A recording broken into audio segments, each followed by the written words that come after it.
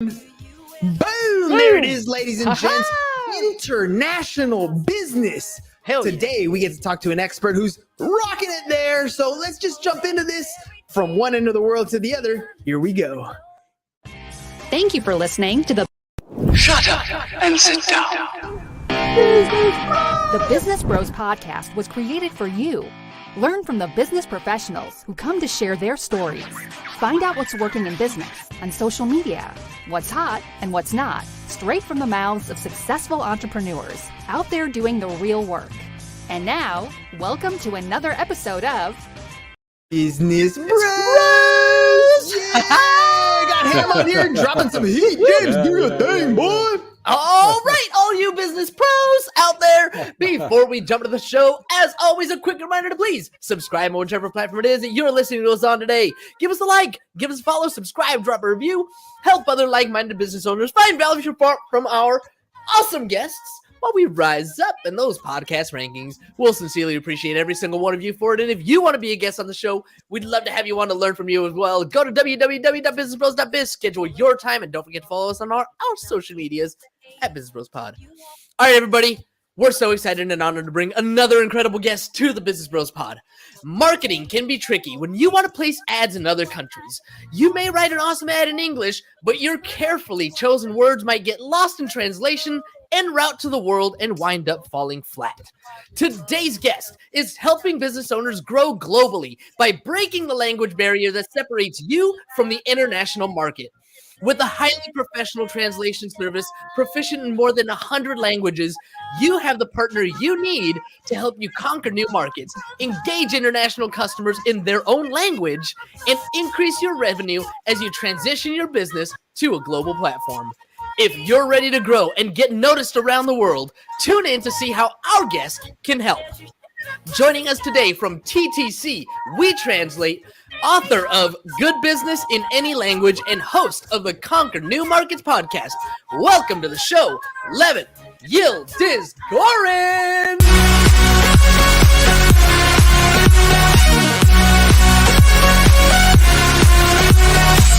Ooh, and as usual, James dropping the heat. Thank you, my brother. I got you. Y'all have fun. What do you think, Levent? You're like 3 minutes into the show. I'm sure you've been on stages. I'm sure you've been on podcasts. What do you think so far? Amazing. I've never been introduced like that. And yes, I'm already hyped up and ready to go. I love this. All right, man, let's do this. I'm going to ask you this very first question.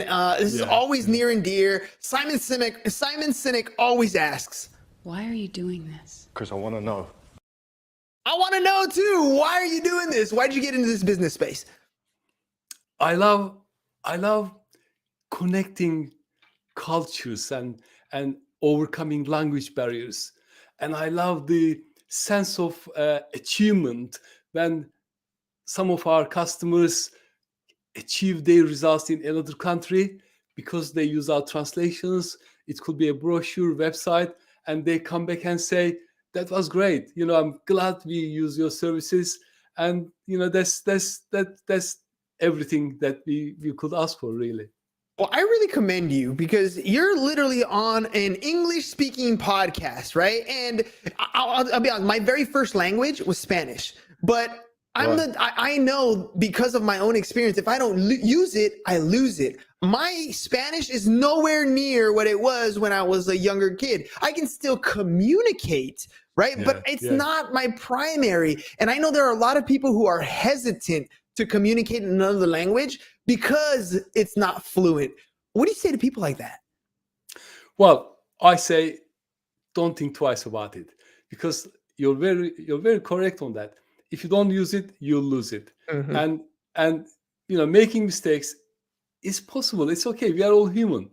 So really use your language, and it is so fun. It's such a great thing to connecting somebody with a different language other than English. So my suggestion is go for it. Don't worry about making mistakes because we are sometimes too cautious, too aware of ourselves. And that can actually stop us. Self-limiting beliefs. Are you saying we're doing it to ourselves? Are we doing it to ourselves? We're the barrier? Very true. It's the self-limiting beliefs that stop us achieving our full potential. So let's not get into that trap. All right, let's talk about what it is you do. What do you do? So how do you help people get from, I have no idea how to communicate or grow my business globally, to now they're successful? The customers, typically, they could be a manufacturing customer. It could be a service creating business, financial services, publishers, designers. And when they have a product or service that is well established, and comes a point that they can't sell anymore in their home market.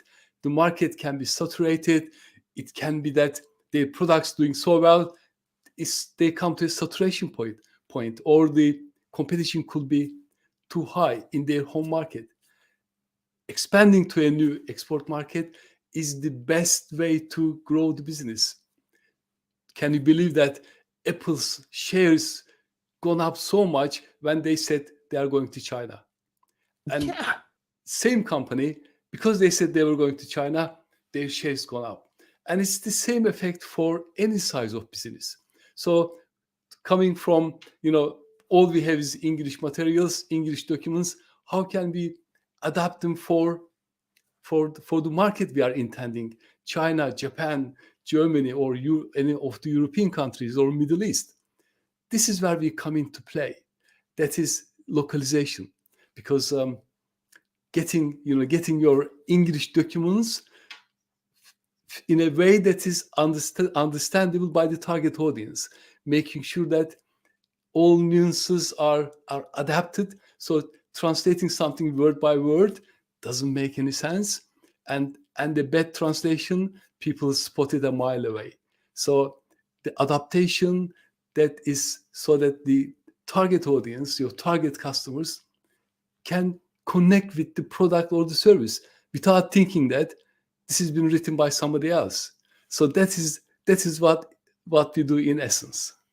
So that connection is so vitally important. And it's funny because to me, marketing is nothing more than, can I make you feel something? Right? Like the way we do our show, we want to make sure the guest or whoever's listening is having a good time, that they're listening, that they're smiling, that they're like, yeah, dude, that was a great song, or that was a great intro, whatever it was, right? We want to have that emotion. It reminds me of, we're big Marvel nerds. It reminds me of, that scene where Captain America grabs a hold of Mjolnir, Thor's hammer, right? And the entire audience screams, and you can feel the goosebumps. Like that, I think, is the translation that we're really looking for. Yes, the words are important, the graphs and the terminology is important, but can we transfer that energy to a new demographic, a new world? Because let's face it, no matter where you're at, there's 7.8 billion people on the planet. That's a lot of fish to go after. Absolutely. And everyone is on internet. The world population, over 50% of the world is connected. So there's a great opportunity. Is it easy? Is it like piece of cake? It's not. Mm-hmm. But the rewards are so high that it is worth going through the initial barriers. And there's no secret formula. It is hard work, but hard work, it is working together with a good localization provider. The company has to have a mindset, because if a business, just imagine a business executive thinking that we're selling this product in our country, it's good enough for our consumers, it will be good enough in any country. This sort of mindset doesn't work, because every country, every culture is different. A color that could be understood differently in one country can be favored in another. Like, everyone knows TripAdvisor. TripAdvisor's symbol is owl. Owl is a symbol of wisdom.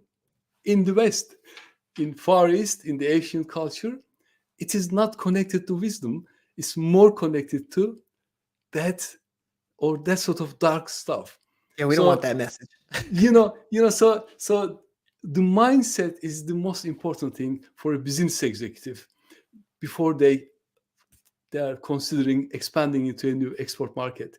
Once they develop that mindset and that their team is behind them, then all they need is a good localization partner who will get their message to the target audience by using the right colors, right words, adapting their brochures and content into that language.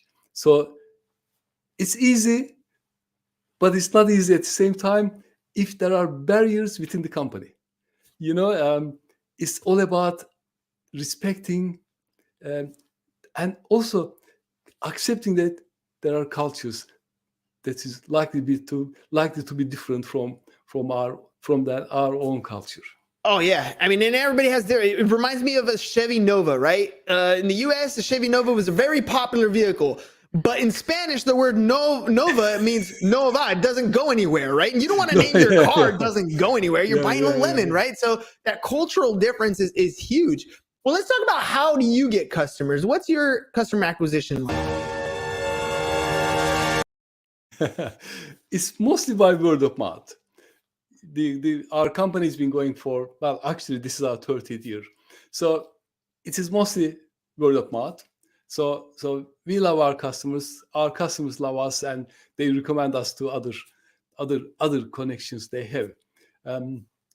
But we just don't want to rely on our customers. We want to expand our network, and it's about the main reason that I've written my book is to share the experience and the information that we gathered together working with hundreds of companies over 30 years.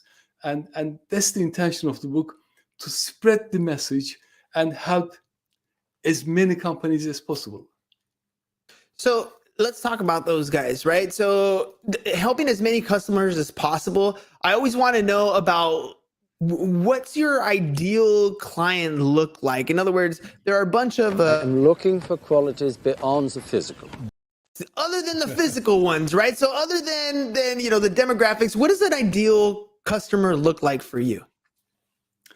Ideal customer is a company that they have a team for business development. And they say, we want to grow our company. We genuinely want to expand into new export markets. And they have a mindset that enables them to come together, and they still need help. They still need support, but they have developed that mindset, and they have allocated a budget, whatever that size of their budget may be, but they've already made some planning, including allocating a budget, saying that we want to reach to customers in this market or in this region. What can we do? Is it achievable? What is it that we need to do? Once there's this sort of collaboration, then it is so much easier to get results. I mean, Apple gets 58% of their income outside the USA. And there's no coincidence. It's all planned. And you walk into an Apple shop in Korea, you walk into an Apple shop in Turkey or Germany or UK, you get the same feeling, same atmosphere, same service. And this is not coincidence. This is all planned. It's executed to fine detail. And every Apple employee in every country gets the same training, same support, and same mindset.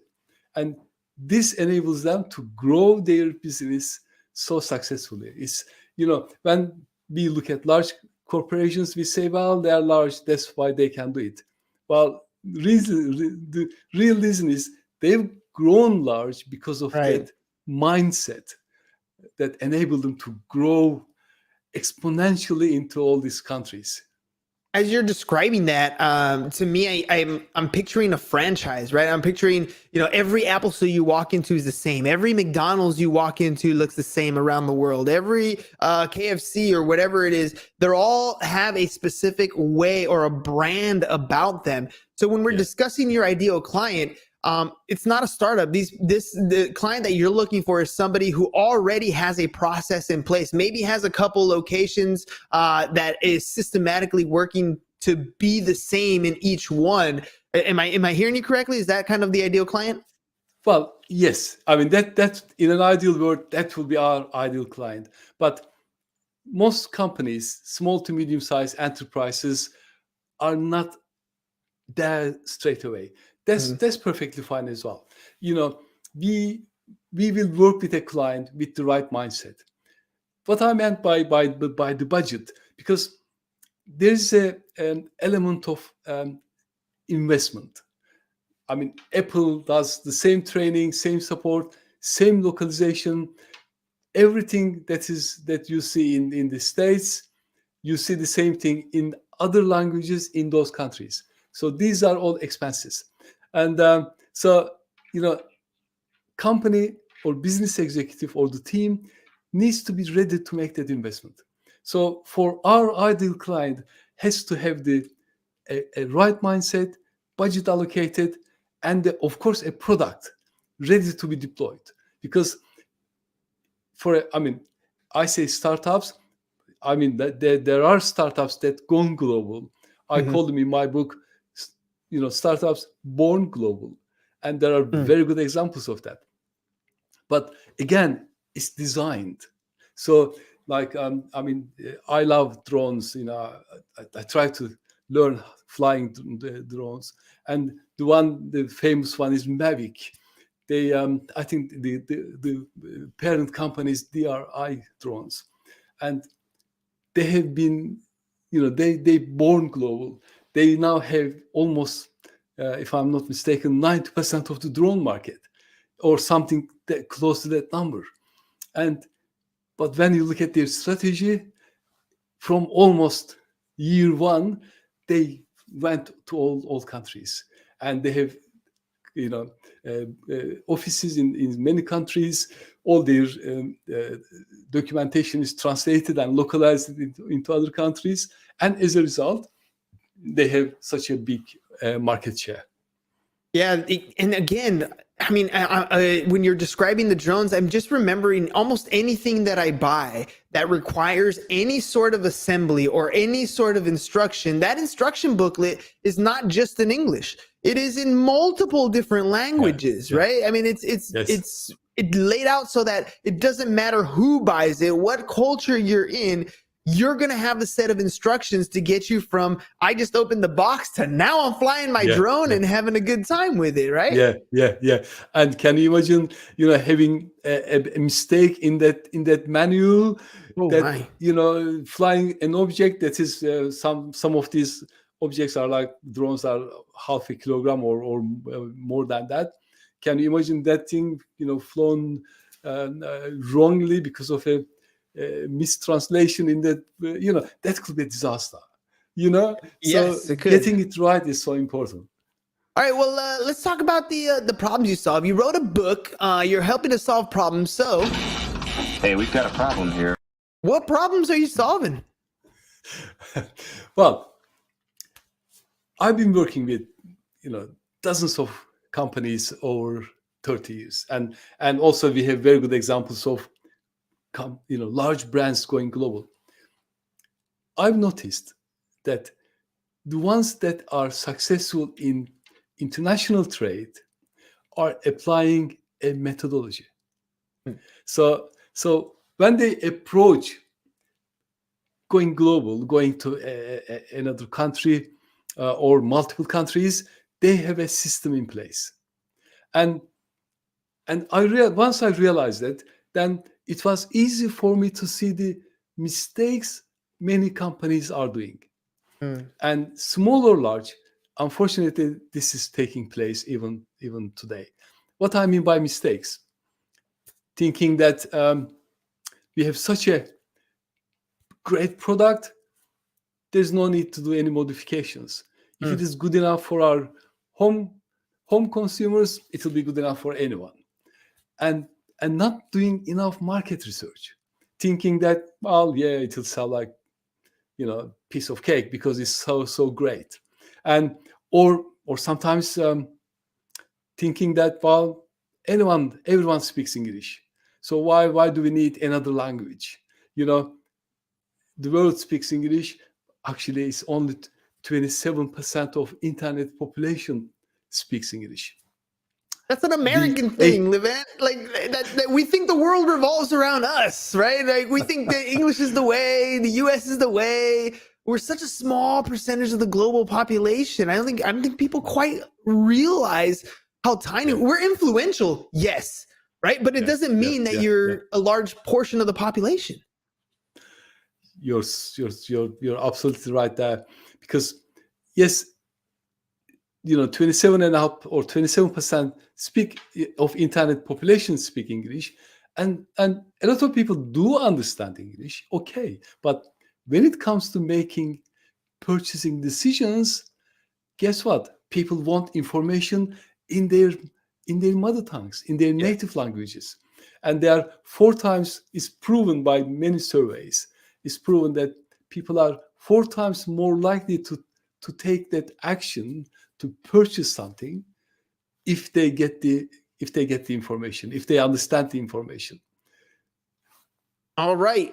And I totally agree. Understanding that information is vitally important. Like, how do you get from I just acquired a customer, get them through the entire customer journey, and give them a satisfied and exceptional service? So I guess that brings the next question.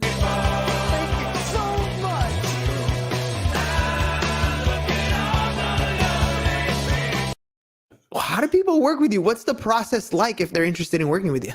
Yeah. Thanks for asking. And by the way, I love the way you structure this. It's really great. Glad you like it. It's really great. I love this. And well, everything has to be transparent, because we do great service. We know this. We're passionate about it. But if a potential customer, doesn't know anything about us, they have no idea. So we can't just assume that they will know everything we know. So we have a very transparent process. And that is starting with talking to our customers. Normally, if they have any questions, they'll ask us. Free, no obligation discussions. And most of them then ask for a quotation. So they'll say, we're planning to do this in these countries. Here is our website. Here is our user manuals. We'd like them translated into these languages. And the next stage will be for us to do a quotation for the whole process. So what we'd like to do, a very transparent quote process, so that what they see is what they pay. There's no hidden charges so everything has to be crystal clear, that journey. And sometimes that requires asking a lot of questions, and sometimes persuading them not to do it. What I mean by that is, if a company is trying to introduce a product, say, into Japan, but they never sold in Japan, sometimes they'll say to us, well, let's have all our website in Japanese. And we say to them, look, dear customer, we'd love to translate your complete website into Japanese. Yes, but do you really need the complete website into Japanese to test your product? Because you may think that product will sell, but it could maybe another product. Or you may say, well, this market isn't working for us. So we don't want to waste your money. So we say, what is fit for purpose? So we always ask that question. What is it that you want to achieve by getting into another language? Once we understand that, we then tailor-make our quotation, and we'll present it to the customer in such a way that if they have any questions, we'll answer them. So we try to make it as clear as possible, and that the quote is fit for purpose. And we try our best not to waste their money, because we've seen examples of this happening, and it's just just a crime. It You shouldn't hit the happen. nail on the head. Yeah, I mean, you were talking about it earlier, how businesses are making the same mistakes over and over again. And that's the same mistake that I see myself and I've made myself, where I spend all this time on this idea that I have on a product or service. I create the marketing material, I create the website, I create all these different things. And the one thing I didn't do was actually go to the market and see if anybody actually wants to buy it. And that's a bunch of wasted time. I'm just so secretive. I don't want to share any information with anybody else. They might steal my idea. Nobody wants it in the first place, right? And that could have saved you a lot of time if you stepped back. Absolutely, Hernan. This is, it's so easily done because, one thing in international trade, you cannot base it on assumptions. It has to be based on methodology. That's why I was saying that, once I noticed that, that's when I decided to write my book. And by creating that methodology is a 5 simple steps that any company can adapt. And every stage needs to be looked at with solid information. So decisions, okay, there's in business, we all know, there's an element of risk. Nothing is guaranteed. Yes. Otherwise, everyone would be running businesses. If it was an easy win, everybody would do it. Hundreds and thousands of Steve Jobs.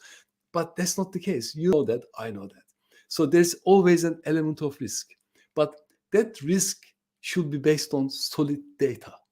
It should be based on hard work and methodology so that there's no surprises. Some companies say, we don't mind getting into firefighting. Okay, great. Firefighting is necessary, but you can't have a strategy based on firefighting. That means firefighting means one thing to me. I love project management, but firefighting means one thing to me. It says one thing, that there are lots of surprises. That's when we do firefighting. No, you don't want to fight fires. You want a controlled fire. You don't know where the burn is happening and where, what the intensity is, and that you can put it out if you need to. You don't want a forest fire raging out of control. Absolutely. Let's talk about and if stuff there's that fire, yes, you'll fight it. I mean, you're not going to walk away from that, but it shouldn't be a strategy based on firefighting. And some companies do that. They are proud to say that, we'll deal with it. We're not afraid to. Okay, you shouldn't, but that can't stop you doing your planning. Do your planning, and still, if there's fire, you have to firefight it. You have to put it out. All right, speaking of cool stuff, you got anything to give away for us today? Me? I'm giving away free money. I know you're not giving away free money, but valuable information is just like money. So what you got? Absolutely. It's spot on, Hernan, because, information is everything. And what I have is for your listeners is that if they visit levent.team, they can download the free ebook of my book. And if they are based in the UK, we'll post the hard copy free of charge. And there are also some other goodies that they can download totally free of charge. And the landing page is made primarily for that purpose. So it's nice and easy to navigate, so they can get hold of all this information. I believe my colleagues also put it there, a 20-minute free consultation with me. So there are lots of goodies for your listeners. Perfect. And ladies and gentlemen, it's scrolling across the bottom, levent.team. All right, Levent, so check it out. Oh, last little thing, just so I have it as a call to action for you. Say hello to my little friend. How do we get a hold of you? Well, I'm on LinkedIn. I mean, my name is not easy to forget. It's Levent Yildizgoren. So anybody searches me in LinkedIn, they'll find me straight away. And levent.team, if they visit that URL, they can get hold of me. Twitter, my surname will let them find me. So I'm very easy to find. All right, ladies and gents, you know what that means. It's my turn. Let's recap. I'm going to make him an offer he can't refuse. So let's make him an offer. All right, look. If you are in business and you're ready to go international, you just don't know what the next step's going to be. You want to make sure that your product or service is just as amazing as it is here at home, then you need to go to www.levent.team. www.levent.team. Scrolling across the bottom of the screen right here, www.levent.team, and you're going to find yourself a couple great goodies. First of all, you're going to get a 20-minute consultation with Levent. Have a discussion about what it takes to go international, what you need to be in a situation where we're ready to take you to that next level. Plus, you get a copy of his book right there on the website, www.levent.team. That's LEVENT.team. All right, Levent, there you go, man. One full episode of the Business Bros right there delivered, where we create content that you can use to get more customers. So my question to you is, what was your experience like on the Business Bros podcast today? I had great fun, Hernan. It was like amazing. I was kind of little nervous, but it was total fun. I absolutely loved it. So thank you very much for making it so easy for me. Well, there we go. All right, ladies and gents, it's really what it comes down to. Look, you're in business. You need to make content. You just have to. And we love to help you make content that is going to be not only just a podcast, but literally you just watch this episode in post edit. You can now chop it up, turn it into a bunch of different content pieces for your social media or for your paid ads. And if you don't want to do it yourself, we're here to help. So one more time, if you're going to go global, you need some international help, you don't speak some of those foreign languages, make sure you go to www.levent.team and get that stuff squared away. And if you need help getting more customers, go to www.businessbros.biz. Levent, thank you very much for hopping on the program today. Ladies and gentlemen, we'll see you at the 4 o'clock hour. Peace. And we're out. Thank you for listening to the Business Bros Podcast. Are you looking to get more clients or to increase your income? Hernan, the business bro, can help you generate referrals through the power of podcasting. And James, the insurance bro with Pipeline Insurance, can help you effectively add insurance to your existing business.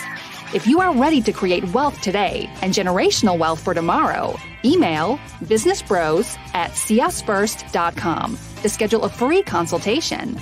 Or join the Business Bros Network, www.businessbros.biz.